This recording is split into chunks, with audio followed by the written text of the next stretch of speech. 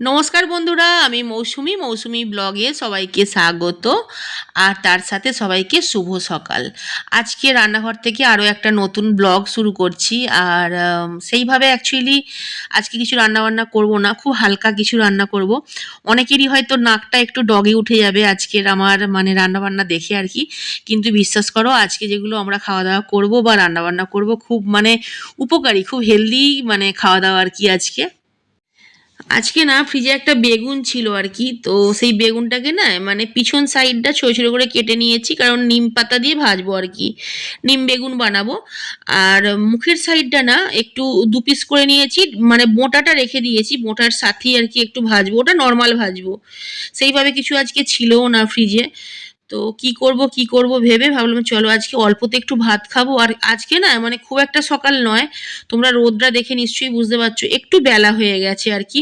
আমি good morning বললাম তোমাদের, অ্যাকচুয়ালি এটা গুড আফটারনুন, কারণ অনেকটাই বেলা হয়ে গেছে। তো যাই হোক, অল্প তেলে নুন আর একটু হলুদ দিয়ে দিয়েছিলাম, তারপরে না বেগুনটাকে একটু নাড়িয়ে দিলাম আর কি হাত দিয়ে। তোমরা কিন্তু খুন্তি দিয়েই নাড়িও, নাহলে হাতে তেল লেগে যাবে আর কি, ফোসকা ফোসকা পড়ে যাবে। যাই হোক, বেগুনটা এখানে ভাজা হয়ে গেছে, এবার আমি এটাকে তুলে নেব। পাশে কিন্তু আমি ভাত বসিয়েছি, আর ভাতের সাথে আলু একটু দিয়েছি। তো যাই হোক, বেগুনটা ভাজা হয়ে গেছে। এবারে অল্প একটু তেল আছে, ওই তেলটাতেই না আমি ছোটো ছোটো করে যে মানে বেগুনটা কেটেছিলাম ওটা দিয়ে দেবো।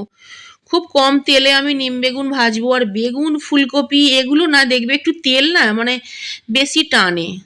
তো গ্যাসটা স্লো করে চাপা দিয়ে দিয়ে নুন আর একটু হলুদ দিয়ে দিয়েছি, দিয়ে আমি বেগুনটা ভাজছি অল্প তেলে আর কি। অল্প তেলে হলে একটু সময় লাগে ভাজতে, আর কিছুই নয়। তারপরে কড়াটায় না পুরো তেলটা বেগুনটা টেনে নিয়েছে, তো এইবারে নিম পাতাটা দিয়ে দেবো। নিম পাতা মানে খুব বেশি পাইনি আর কি, অল্পই পেয়েছি। তো এইভাবে না আস্তে আস্তে কড়াই একটু ছড়িয়ে ছড়িয়ে দিতে হবে, জানো তো, তাহলে ব্যাপারটা বেশ ঝরঝরে হবে। কড়াই কিন্তু দেখেছো একদমই তেল ছিল না, কিন্তু পরে আমি খুব সামান্য একটু তেল দেবো, খুব সামান্য। আর গ্যাসটা স্লো করে আমি অনেকক্ষণ ধরে নিম পাতাটা ভাজবো, একদম মানে সেই মানে মচমচে করে ফেলবো আর কি ভেজে। কিন্তু তেলটা বেশি দিয়েও মচমচে করে ভাজা যায়, সেই ক্ষেত্রে কি হয় জানো তো গাইস, সেই ক্ষেত্রে নিম পাতার যে উপকারিতা গুণাগুণ সেটা না অনেকটা কমে যায়।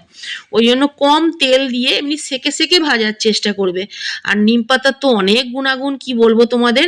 সবার প্রথমে বলি, যাদের গায়ে দেখবি একটুতেই ঘা হয়ে যায়, ফোঁড়া হয়, তো তাদের জন্য বলবো কাঁচা হলুদ আর নিম পাতা অবশ্যই খেও। তো যাই হোক, নিম পাতার অনেক অনেক গুণাগুণ, ব্লাড আমাদের মানে পরিষ্কার করে, স্কিন ভালো রাখে, চোখের জন্য ভালো, চুলের ভালো, পুরোটাই ভালোই ভালো আর কি। তো যাই হোক, নিম পাতাটা আমি না কি করলাম জানো তো, একটু গুঁড়িয়ে নিলাম। তো একদম মানে কুরকুরে ব্যাপার চলে এসেছে, একটা আওয়াজ হচ্ছে। যাই হোক, এটা ভালো করে গুঁড়িয়ে নিয়েছি। আর ছোটো ছোটো যে নিম পাতা যেগুলো একদম মানে নরম পাতা, সেগুলো আমি ডাঁটার সাথেই দিয়ে দিয়েছি। ভাবলাম খাবার সময় ডাঁটাগুলো ফেলে দেবো, কিন্তু শুধু পাতাটা নিতে গেলে না ধোয়ার সময় পাতাগুলো বেরিয়ে যায়। যাই হোক, এইবারে আমি বেগুন নিলাম অল্প করে, পুরো বেগুনটাও নেওয়া যেতে পারতো, কিন্তু সবার প্রথমে তো আমি জুনকে খাইয়ে দেবো আর কি, তো ওই জন্য অল্প করে বেগুন নিলাম, নিয়ে নিম পাতা দিয়ে কভার করে নিলাম, মানে নিম পাতার সাথে মিশিয়ে নিলাম। এইবারে এখানে জুনের ভাতটা আমি বেড়ে রেখেছিলাম, জুনের পাতে এটা দিয়ে দিলাম। আমি একটু পরে খাবো, জুনকে খাইয়ে দেবো আজকে, যেহেতু বেলা হয়ে গেছে, খিদেও পেয়েছে। নর্মালি অনেক বাচ্চারা দেখেছি আমি তেতো জিনিসটা খায় না, কিন্তু না, আমার মেয়ে খায়। শুধু মেয়ে নয়, আমার ছেলেও কিন্তু খেতে ভালোবাসতো, এখন খায় না খুব একটা, কিন্তু মেয়ে খায়, এখনো পর্যন্ত খায়, পরে কি হবে জানি না। তো এক পিস বেগুন ভাজাও দিয়ে দিলাম। আজকের খাওয়া দাওয়াটা হয়তো অনেকেরই পছন্দ হবে না, তো দেখো যা খাই যেভাবে খাই সেগুলোই তোমাদের আমি দেখাই। তোমাদেরকে দেখানোর জন্য যে আমাকে ভালো ভালো সবসময় খেতে হবে বা রান্না করতে হবে, সেটা কিন্তু আমি করি না। তো আমি যেদিনে ব্লগ বানাই, প্রতিদিন তো ব্লগ বানাই না, যেদিনে ব্লগ বানাই সেদিনে যা খাই সেটাই তোমাদের আমি দেখাই। তো আজকেও ভাবলাম চলো, যখন শুরু করেইছি তখন মানে সকালে রান্নাঘর থেকেই, খাওয়া দাওয়া থেকেই শুরু করি ব্লগটা। সারাদিন যেভাবে কাটাবো আজকে আর কি, মানে যেভাবে দিনটা আমার কাটবে সেটাই আজকে শেয়ার করব। সবটা তো আমি শেয়ার করি না, অল্প কিছু কিছু মুহূর্ত শেয়ার করি। আর একটা জিনিস বলে দিই গাইস, অনেকে কিন্তু তেতোর জন্য আচ্ছা, তারও আগে একটা কথা বলে দিই, প্রথমে না তেতো দিয়ে ভাত খেতে নেই, জানো তো। ওই জন্য আমার হাতে যদিও নিম পাতা লেগে আছে, তবুও বলছি যে প্রথমে তেতো দিয়ে, সে নিম পাতার হোক বা করলার হোক, যে কোনো তেতোই প্রথমে খেতে বসে মুখে দিতে নেই। তো ওই জন্য একটু বেগুন দিয়ে প্রথমে মুখে দিলাম আর কি ভাত, বেগুন দিয়ে একটু ভাত দিলাম, তারপরে নিম পাতা দিয়ে দিচ্ছি। তো যেটা বলছিলাম গাইস, যেটা হচ্ছে অনেকে নিম পাতা তেতোর জন্য তো খাও না। এক একটা গাছের নিম পাতা খুব একটা তেতো হয় না, জানো তো। আবার এক একটা গাছের নিম পাতা না খুব তেতো হয়। তো যখন তেতো মনে হবে না, তখন তোমরা একটু বেগুন ভেজে দিয়ে দেবে। অল্প তেলে একটু বেগুন ভেজে দিয়ে দেবে, দিয়ে মিশিয়ে নেবে যেভাবে আমি দেখালাম আর কি। তাহলে না তেতো ব্যাপারটা কমে যায়, অতটা তেতো লাগে না। আর জানো তো গাইস, আমরা তো সেই সিডি গিয়েছিলাম, আমি মনে হয় 2বার না 3বার সিডি গিয়েছিলাম। সিডি নাসিক, যেখানে সাই বাবা আর কি। নাসিকে তো বড় বাবার মানে স্থান আর কি, আর সিডিতে তো সাই বাবার মানে মন্দির। তো আমরা যখন সিডি গিয়েছিলাম, সিডিতে না একটা নিম পাতার গাছ আছে আর কি, যেখানে যার নিচে নাকি সাই বাবা নাকি বসে থাকতো আর কি, যেটা শোনা কথা। তো সেই গাছের নিম পাতা না, শুনেছিলাম যে সেই গাছের নিম পাতা নাকি মিষ্টি হয়। তো তখন নিচে না আমরা যখন যাই আর কি, প্রথম যখন যাই তখন বুঝতে পারিনি, সেকেন্ড টাইম না থার্ড টাইম যখন যাই, তখন তার গাছের নিচে অনেক নিম পাতা পড়েছিল। আমি ভাবলাম চলো দেখি খেয়ে আর কি কীরকম লাগে।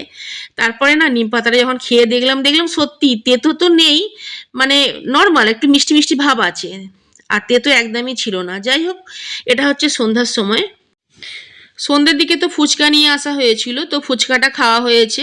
আর সবজি বাজার করা হয়েছিল, সেগুলোকে ধুয়ে আর কি তো পাখার নিচে দিয়ে দিয়েছিলাম একটু হাওয়া খাওয়ার জন্য।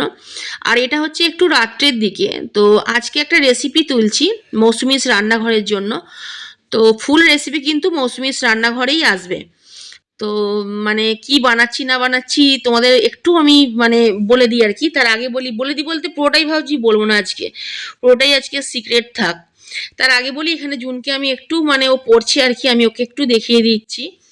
তো অনেক হোমওয়ার্ক থাকে, যত মানে ক্লাস আর কি উঁচু হবে মানে বাড়বে আর কি, তত দেখি হোমওয়ার্ক মানে বাড়তেই থাকে। তো আমি একটু মানে রেসিপি করছি, আর একটু করে সোফায় এসে বসছি, আর ও ততক্ষণে একটু পড়ে নিচ্ছে আর কি। আর একটা জিনিস গাইস, আমাদের ঘরটা না এইরকমই একটু থাকে, জানো তো। অনেকে ভাবো হয়তো যে এদের ঘরটা কি অগোছলো। অগোছলো বলতে কি বলতো, যেমন থাকি সেটাই তোমাদের দেখাই, তোমাদের জন্য আলাদা করে যে গুছিয়ে রেখে ভিডিও করি সেটা নয়। কারণ দেখো, ডেলি লাইফ ব্লগ দেখাই তো, আমরা যেভাবে থাকি, আমাদের প্রতিদিনের জীবনযাপন আর কি। তো সেই ক্ষেত্রে যেমন থাকি সেটাই দেখাই। অনেকে বলে আর কি যে এরা বড্ড অগোছলো আর কি। অ্যাকচুয়ালি একটা ফ্যামিলিতে না, সবাই যদি মানে ঘাঁটাঘাঁটি পার্টি হয়, ঘাঁটাঘাঁটি পার্টি বলতে অগুছলো পার্টি, আর একজন যদি সারাক্ষণ গুছোয়, তাতে সেই মানুষটা পাগলা হয়ে যাবে। যে গুছোবে না সে অটোমেটিক পাগল হয়ে যাবে। কারণ সবাই তো ঘাঁটে, তার পক্ষে কি সম্ভব নাকি সবাইয়ের ঘাঁটাঘাঁটিগুলো মানে ঠিকঠাক করা সারাদিনে। ওই জন্য আমি হাল ছেড়ে দিয়েছি, যে যা পাচ্ছে করছে করুক। যাই হোক, জুনের হ্যান্ডরাইটিং কিন্তু খুব সুন্দর, আর এই ড্রয়িংটা জুন বানিয়েছে। আমি তো দেখে হাঁ হয়ে গেছিলাম। ও কিন্তু ড্রয়িং শেখে না, জানো তো। আমি বলি বাবা কখন বানালি, কিভাবে বানালি। মানে নিজেই ড্রয়িং করেছে আর নিজেই কালার করেছে, বেশ ভালোই করেছে, আমারও ভালো লেগেছে। তো ওকে বলছিলাম যে তোর হ্যান্ডরাইটিংটা একটু দেখা। তো তখন বললো আগে ড্রয়িংগুলো দেখাই। আর এটা একটা শহর, জানো তো, শহরের একটা সাইড আর কি। এটাও ড্রয়িং করেছে, করে তারপরে কালার করেছে। জল কালার হয় না, কি কালার বলে জানি না, আমি তো জল কালার বলি। তো ওই জল কালার দিয়ে কালার করেছে, বেশ ভালোই হয়েছে। আমি ওকে ভাবছিলাম যে ড্রয়িং শেখাবো, জানো তো, কিন্তু দেখলাম যে ড্রয়িং না শিখিয়ে যদি এত ভালো মানে ড্রয়িং করে, শেখানোর দরকার নেই। না গো, শেখানোটা তো অবশ্যই দরকার আছে। আমাদের কিছু ফ্যামিলি প্রবলেম, সেই জন্য আর কি ওকে শেখানো হয়নি। যাই হোক, ও হোমওয়ার্কগুলো করে নিক, আর আমি ওদিকে তোমাদের দেখাই আর কি, ছোট্ট করে একটু দেখিয়ে দিই। আজকে ব্লগটাও এখানে আমি শেষ করছি, চলে আসবো নতুন ব্লগ নিয়ে। Thanks for watching.